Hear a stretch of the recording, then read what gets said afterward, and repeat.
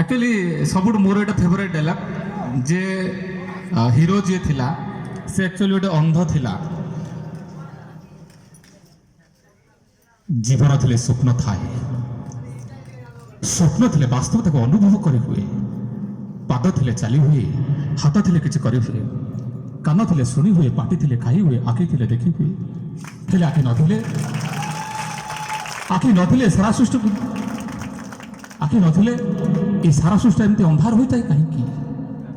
किसी कल्पना करी बसिले ता भीतर देखा जाए केते रंग बेरंगर उद्भासित से सारा सृष्टि को हेले दृष्टि शक्ति हरे अंध हो सारा पर